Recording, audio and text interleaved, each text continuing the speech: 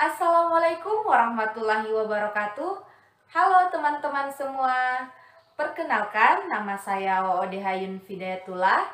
Saya adalah seorang mahasiswi yang sedang menempuh pendidikan di salah satu universitas negeri di Kota Makassar, tepatnya di Universitas Negeri Makassar, program studi statistika. Pada kesempatan kali ini, saya ingin sedikit sharing kepada teman-teman semua mengenai sistem perkuliahan online yang sedang dilakukan saat ini. Saat ini saya telah menjalani sistem perkuliahan secara online atau daring ini selama 2 semester dan saya secara pribadi ingin menceritakan pengalaman saya kepada teman-teman dan adik-adik mahasiswa baru mengenai suka dan duka selama mengikuti perkuliahan secara daring atau online ini. Nah, yang pertama itu dukanya dulu kali ya. Menurut saya belajarnya tuh jadi kurang efektif gitu. Kenapa? Karena materi yang diberikan tidak semaksimal pada saat kuliah secara normal atau secara tatap langsung ya. Kan biasanya tuh materinya diberikan melalui Zoom atau Google Meet dan aplikasi-aplikasi lainnya yang menunjang dalam perkuliahan secara online ini.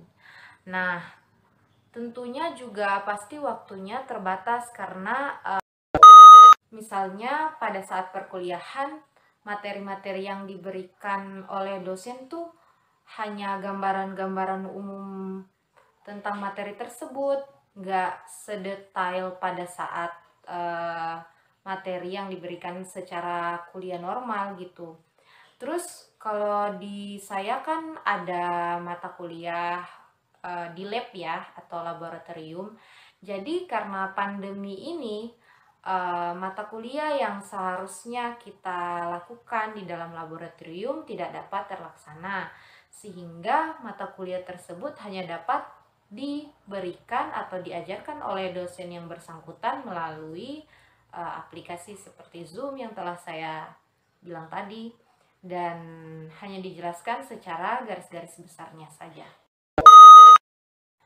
Terus untuk pribadi lebih ke ini sih ya, manajemen waktunya kayak jadi agak keteteran gitu. Soalnya kalian tahu kan ya, mood mahasiswa itu kayak naik turun gitu. Kalau lagi down ya, apalagi masa pandemi saat ini kayak nggak ada semangat gitu buat belajar. Terus apalagi sekarang kan pandemi, jadi nggak bisa ketemu secara langsung. Nah, itu dia komunikasi antar mahasiswa satu sama mahasiswa yang lain jadi berkurang. Bisanya cuma kayak lewat sosial media, kayak WhatsApp atau Telegram dan lain sebagainya. Jadi kita kan kalau dikasih tugas nggak cuma tugas individu. Nah, ada juga tugas kelompok, jadi diskusi antar kelompoknya tuh kayak terbatas. Itu teman-teman dukanya selama perkuliahan online. Sekarang kita bahas suka-sukanya nih ya. Tentunya kalau suka-sukanya dalam perkuliahan itu sendiri jadi lebih santai gitu ya. Nggak tegang gitu pada saat mengikuti perkuliahan di kelas. Kemudian lebih banyak waktu yang dihabiskan bersama keluarga karena di masa pandemi saat ini kan kita dituntut untuk berada di dalam rumah atau beraktivitas di rumah aja gitu. Jadi waktu bersama keluarga lebih banyak yang digunakan. Kemudian jadi untuk saya pribadi jadi lebih menghargai lagi waktu. Karena kan saya kuliahnya di luar pulau gitu ya. Jadi kalau misalnya kuliah secara normal berarti pulang kampungnya sekali semester gitu. Jadi kan waktu yang digunakan untuk bareng-bareng sama keluarga tuh jadi terbatas gitu. Seperti itu sih.